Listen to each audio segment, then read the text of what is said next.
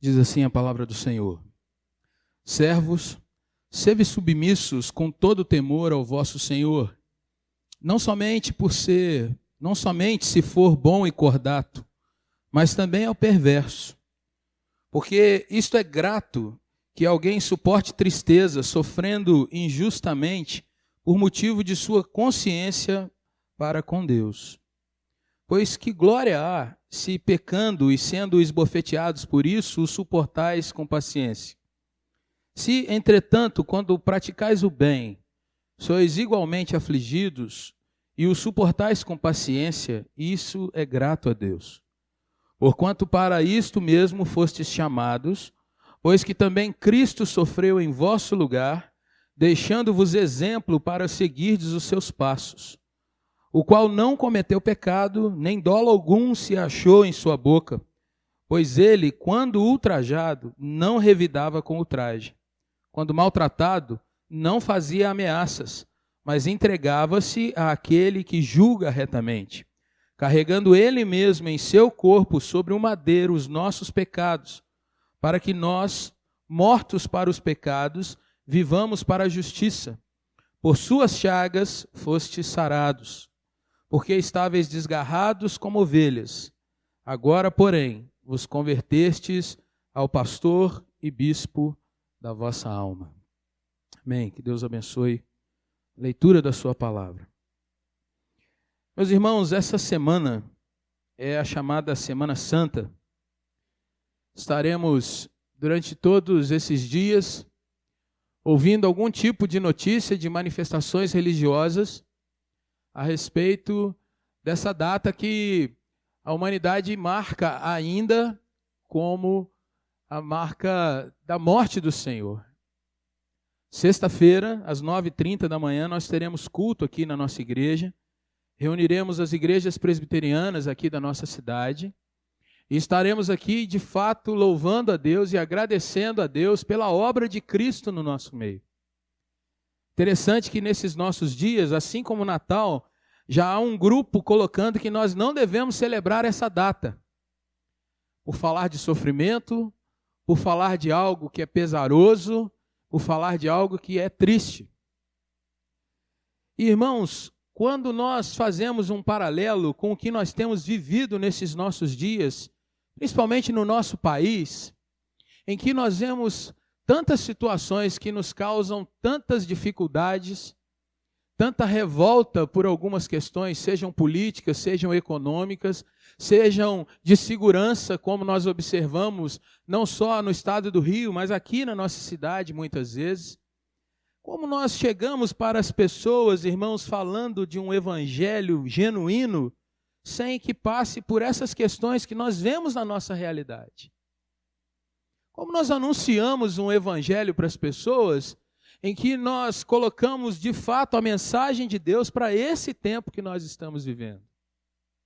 Como nós, irmãos, passamos esses dias em que serão feriado, sexta, sábado e domingo, sem trazer uma mensagem que de fato seja verdadeira para as pessoas que estão perto de nós e não conhecem esse evangelho.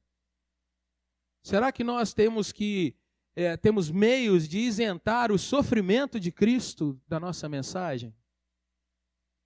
Será, irmãos, que nós temos como levar uma palavra realmente de vida, de transformação, o evangelho genuíno, oferecendo apenas alguma coisa doce como chocolate e dizendo para as pessoas, Jesus é doce como esse chocolate?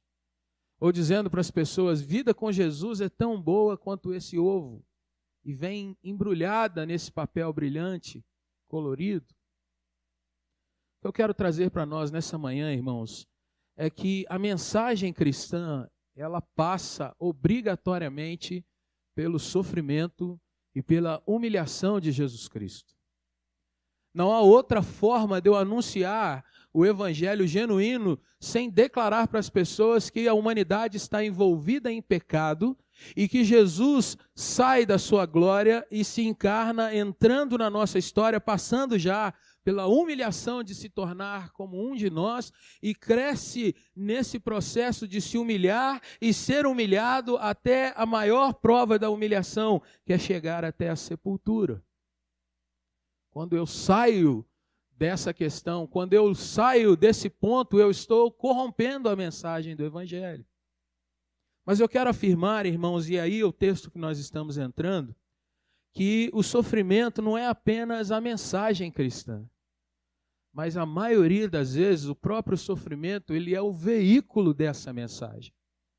Quando eu passo pelo sofrimento, eu tenho a opção de me identificar com as atitudes de Jesus Cristo e assim vivenciar aquilo que ele vivenciou e revelar para outras pessoas que mesmo em meio ao sofrimento eu tenho algo para trazer para as pessoas. É o paralelo do exemplo de Jesus, que embora tenha se humilhado, descido à sepultura, ele não ficou lá, mas ressurgiu dos mortos. E a mensagem cristã então é completa quando eu tenho isso em mente, que ainda que eu passe por muitos sofrimentos nesse meu tempo aqui na terra, ainda que eu comece como uma criança viçosa, depois chega a juventude no esplendor da minha força, do meu entendimento, mas chega um momento naturalmente que nós vamos entrando numa ascendência agora, ou numa descendência, e nós vamos chegar até o momento da morte de verdade. Mas veja, irmãos, como que hoje em dia a nossa visão do Evangelho muitas vezes nos priva de entender essas coisas e entender o cuidado de Deus sobre nós. E às vezes nós agimos com medo, nós agimos como uma fuga tremenda de situações que nos causam dor. E eu quero nessa manhã compartilhar com os irmãos que, sendo o sofrimento às vezes o veículo, o envelope, aquilo que de fato é a oportunidade que Deus me dá para que eu possa vivenciar e compartilhar o Evangelho, eu preciso entender então, irmãos, que isso também me ajuda a responder às contrariedades que eu tenho nesses nossos dias. O Evangelho, ele traz uma mensagem de resposta para tudo que nós estamos vendo nesse nosso tempo. E o cristão genuíno, ele responde a esses nossos dias, as questões de governo, as questões, irmãos, de tanta bagunça que a gente vê, tanta gente falando e gritando e se ofendendo e trazendo aquele senso de que eu quero justiça, mas na realidade a justiça sempre é pautada em auto de vingança e não da justiça propriamente dita. O cristão deve agir com submissão, como nós vimos nesse texto. Nós temos que entender os objetivos da nossa fé.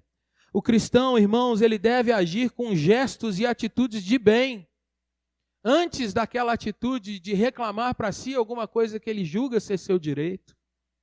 E mais ainda, o cristão deve suportar com altruísmo esses nossos dias.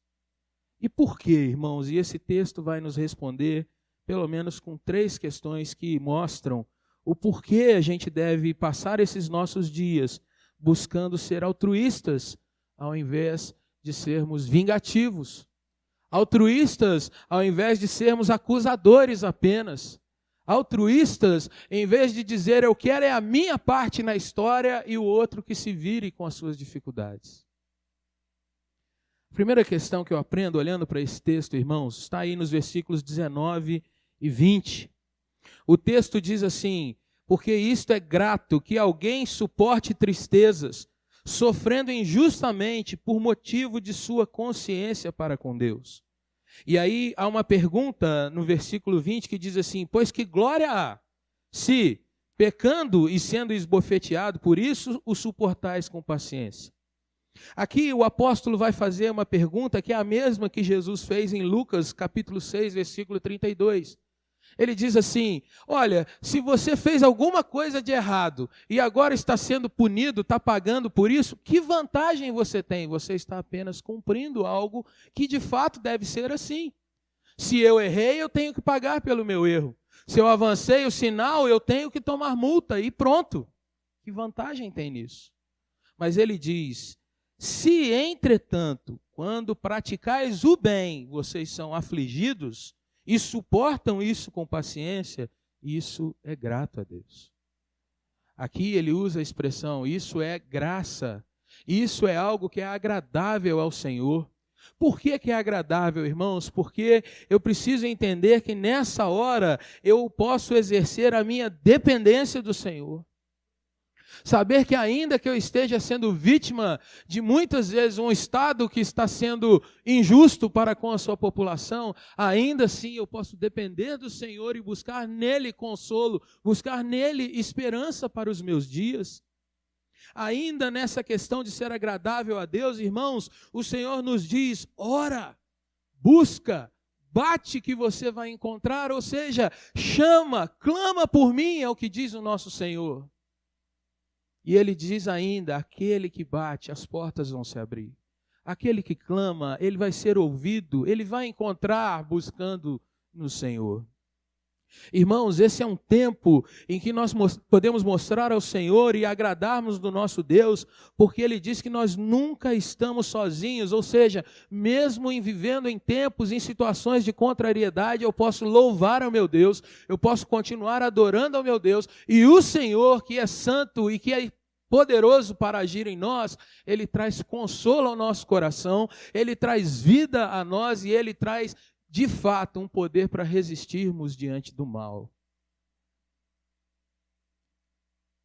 O que é o contrário disso, irmãos? É quando nós entendemos que se há algo injusto, se há algo que não está bem, eu devo exercer, se é que eu penso dessa forma, que eu tenho que clamar pela minha justiça própria. Eu tenho que agir, se for preciso, com as minhas próprias mãos. Se não tiver jeito de resolver na oração, então eu vou no braço.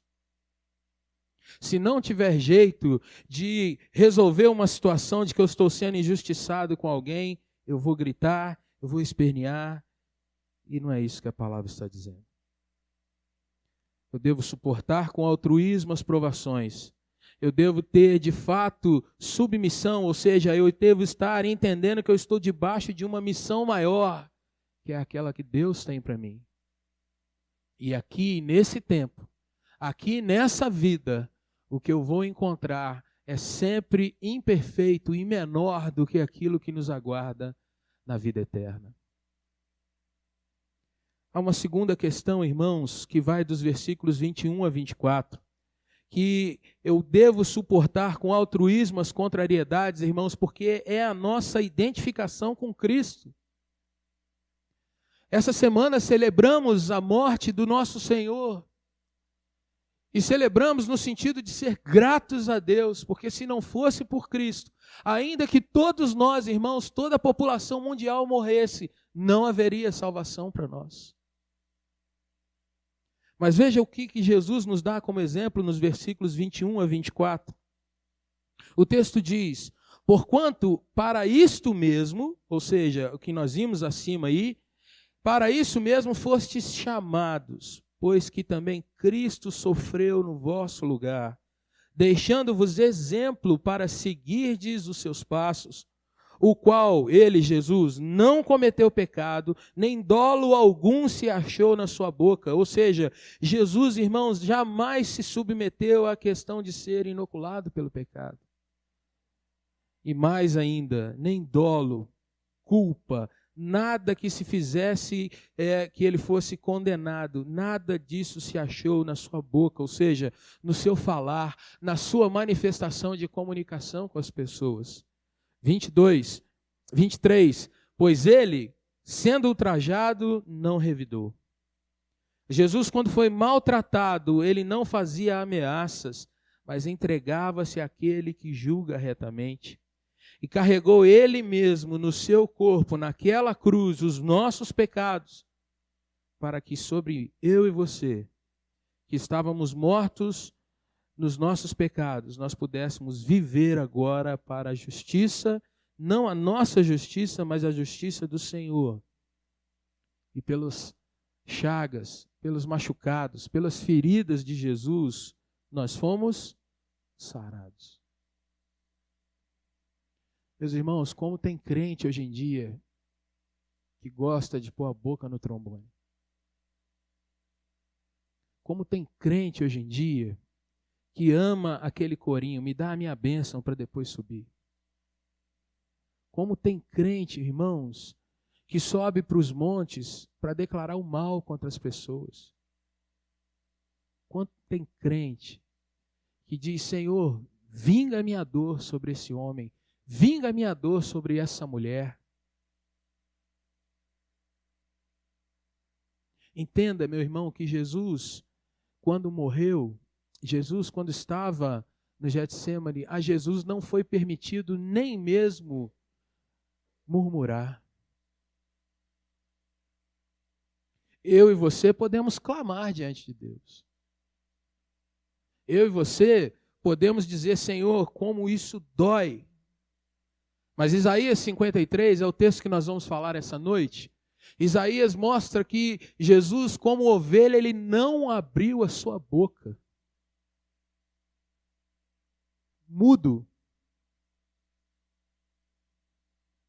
Mas veja como é distante, irmãos, o evangelho que nós temos visto nos nossos dias. Que muitas vezes é um evangelho em que as pessoas marcham, mas elas não marcham para a glória de Deus, elas marcham para a sua glória. As pessoas gritam, elas proclamam, elas profetizam, mas não para a glória de Deus, é para que elas mesmas se assentem no trono, que é do Senhor. Nós vivemos num tempo, irmãos, que eu não consigo conviver com o diferente, porque se o meu irmão pisar no meu pé, eu já vou dizer, eu vou pisar no dele também. E se o meu irmão pensa diferente de mim, ele não serve para sentar na minha mesa. Porque ele pensa diferente.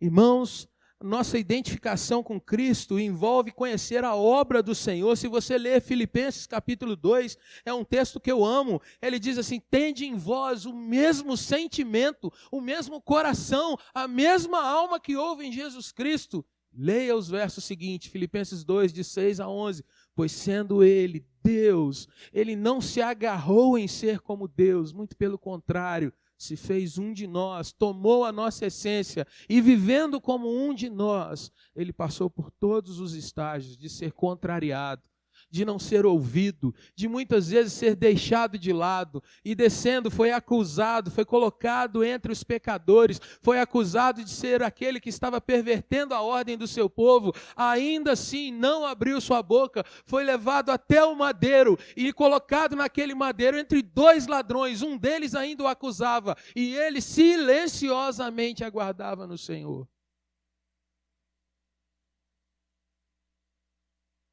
Foi contado com os ladrões. Irmãos, quando nós pensamos no que Jesus sofreu, nós vamos entender, irmãos, que tudo que nós sofremos, Jesus sabe o que nós sofremos.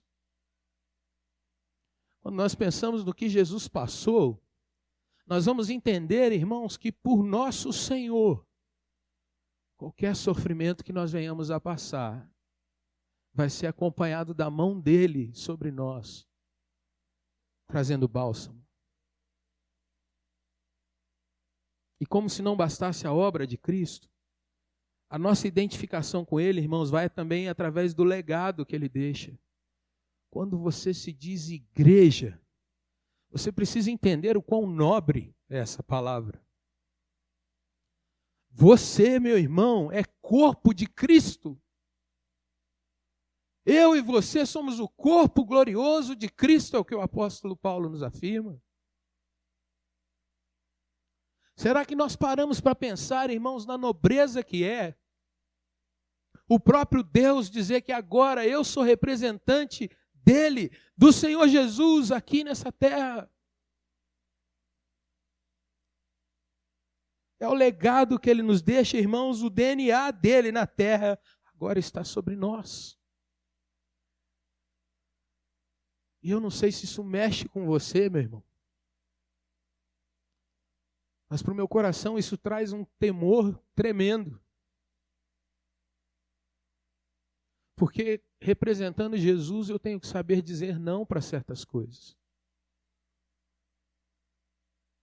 E eu tenho que saber dizer não para muita coisa que eu penso, que eu sinto, que eu gosto, que eu quero, porque isso é mortificar a minha carne, para que eu possa responder para as pessoas como Ele gostaria que fosse a resposta.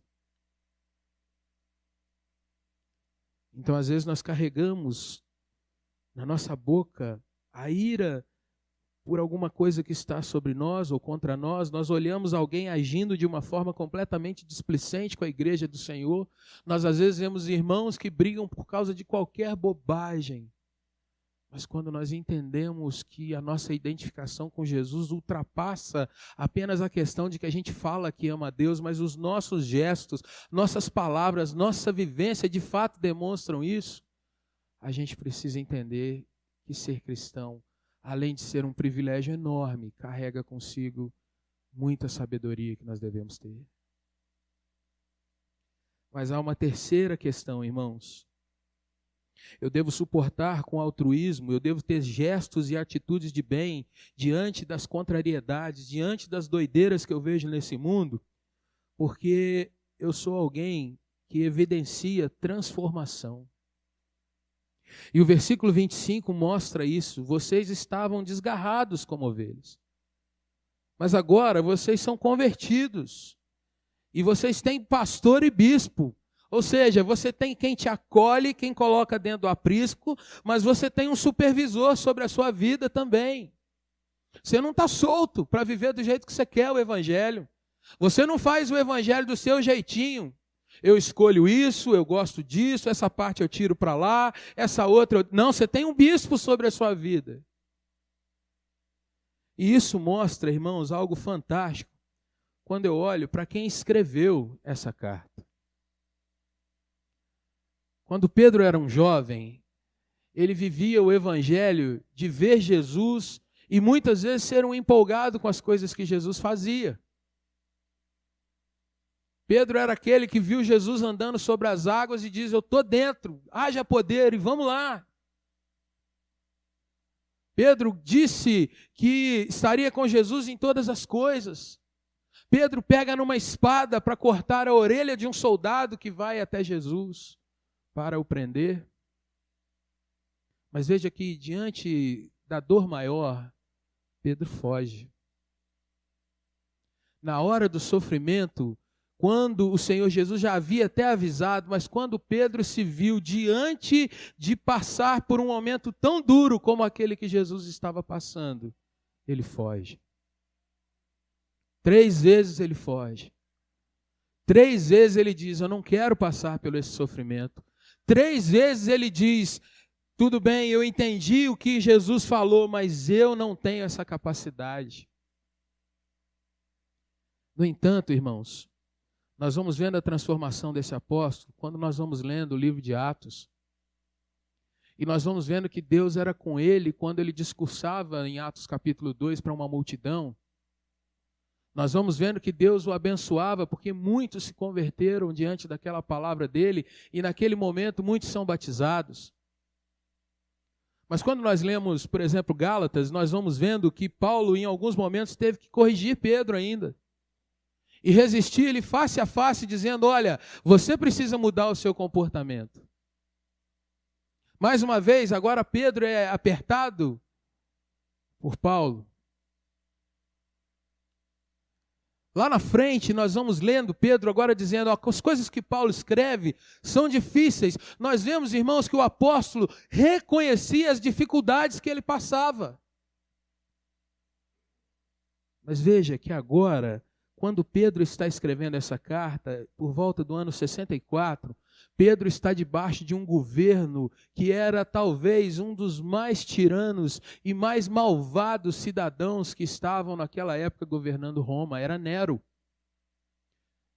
Um imperador, irmãos, que põe fogo nas próprias vilas de Roma para acusar os cristãos.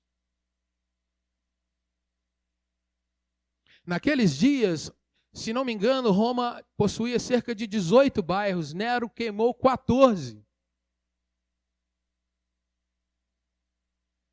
E ele coloca aquilo ali como algo que é culpa dos cristãos, porque aquela fé, aquele tipo de comportamento, aquelas pessoas estavam trazendo uma reviravolta naquele lugar. E é nesse contexto de perseguição, de dor, de saber que quando você não presta o culto ao imperador, você está condicionado a ser punido por aquilo ali, que Pedro vai escrever, olha, o comportamento de vocês, a visão e o andamento de vocês vai mostrar para as pessoas que de fato esse evangelho que vocês dizem que creem é genuíno, e as pessoas não vão ver apenas na sua pregação, mas nas suas atitudes. Se você fechou sua Bíblia, abra. Se você está com ela aberta, agora vamos ver que nessa carta ele vai falar sobre várias situações da vida cristã. Mas olha, por exemplo, no capítulo 2, aí pertinho de onde você está, o versículo de número 12, o que ele diz? Mantendo exemplar o vosso procedimento no meio de quem? Dos gentios, para que naquilo que falam contra vós, naquilo que falam contra vocês, como eles falam de malfeitores, observando-vos em vossas, o que está escrito aí? Boas obras. Glorifiquem a quem? A vocês? A Deus. Versículo 15, irmãos, vamos ler todos juntos. Porque assim que pela prática do bem façais emudecer a ignorância dos insensatos. Meu irmão, se alguém escreve alguma coisa contra você no Facebook, dá um del naquele negócio e apaga aquilo. Não parte para a guerra, não. Meu irmão, se você é acusado no seu trabalho, faça emudecer aquilo que é ignorante contra você. Minha irmã, versículo 1 do capítulo 3, vamos ler aqui juntos. Mulheres, sede vós igualmente submissas a vosso próprio marido, para quê?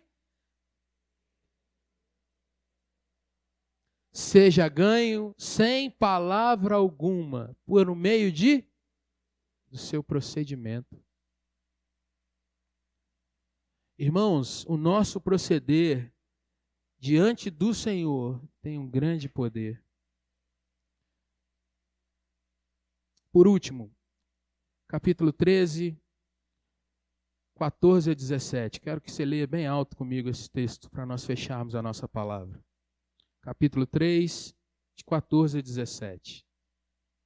Mas, ainda que venhais a sofrer por causa da justiça, bem-aventurados sois, não vos amedronteis, portanto, com as suas ameaças, nem fiqueis alarmados.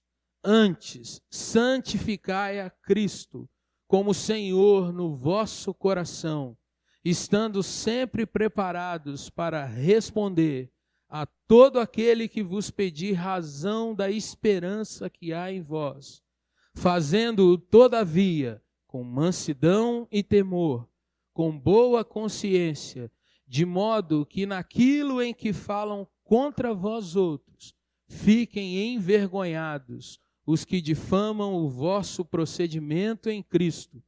Porque se for da vontade de Deus, é melhor que sofrais por praticardes o que é bom, do que praticando o mal. Essa manhã, nós somos advertidos, orientados, ensinados pela palavra do Senhor, irmãos, que diante de mal que nós estamos vendo nos nossos dias, se nós queremos realmente identificar o nosso Senhor, nós precisamos entender o que Paulo nos diz em Romanos capítulo 12, lá no final, quando ele diz assim: não se deixe vencer pelo mal, mas vence o mal com o bem.